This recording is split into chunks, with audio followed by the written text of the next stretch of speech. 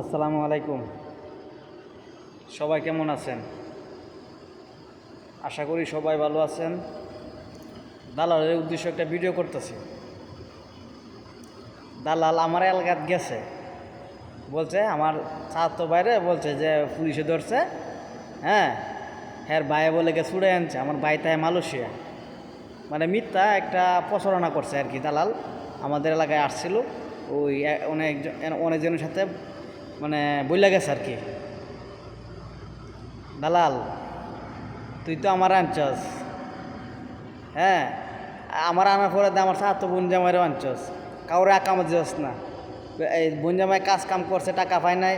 আমি কাজ কাম করছি কিন্তু টাকা পয়সা পাই নাই, ঠিক আছে? আর তুই বলছস যে এরা এমুক কাজ করে হেমুক কাজ করে টাকা পয়সা পাইতেছে, ঠিক আছে? তারা সুখেই আছে। দালাল, তোর মুখ এত মিষ্টি কেন রে? তোর বাপ যখন তোর মার লগে আসিল কি চিনিকায় আসিল? তোর মুখ এত মিষ্টি কেরে? তোর বাপ যদি চিনি না খাইত, তোর মা যদি চিনি না খাইতো, তা তো এত মিষ্টি কথা তো কোয়ার উদ্দেশ্য ছিল না তোর। দালাল হানিফ, আশা করি তুই ভালোই আছস, বুঝছস? তে ছাত্র বোন জামাই মনে কর অলরেডি দেশও আছে, তোর সাথে আমারও শীঘ্রই দেখা হবে। আশা করি স্বপ্ন যেন সত্যি না হয়। আর সত্যি যদি হয় হানিফ, কি বলবো আর। তে আল্লাহ তোরা হেদায়েত দেখ, ঠিক আছে?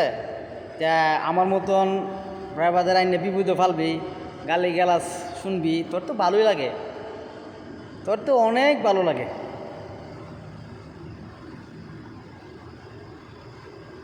তা আশা করি শীঘ্রই তোমার লগে আমার দেখা হবে হানিফ দালাল, ঠিক আছে? তুমি বলছো যে তোমার ছাড়া এন থেকে সৌদি আরবতে যেতে পারবে না লোক, ঠিকই একজন বাংলাদেশে চলে গেছে, ঠিক আছে? তোমার বন্ধু চলে গেছে অলরেডি। তো তোমার যে বিপদ পাশে যে গোনায় আসছে, তুমি তাড়াতাড়ি রাস্তা খুঁজো। আমি আসলে তো তুমি রাস্তা পাবা না, রাস্তা খুঁজে পাবা না। দালাল, আমি কিন্তু গ্রামের ছেলে, ঠিক আছে?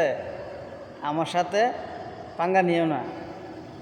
হাতে কাছি নিয়ে কিন্তু ধান কাটা আমার অভ্যেস আছে। আমি কিন্তু কৃষকের ছেলে, ঠিক আছে? আমি কিন্তু কৃষকের ছেলে হানিফ দালাল। কাশিতে কিন্তু আমার ধান কাটা অভ্যেস আছে হানিফ। বেশি কিছু তোর সাথে আমি বললাম না, কিন্তু তোর সময় গোনায় আইতেছে, বুঝছস নি? তোর সময় গোনায় আইতেছে।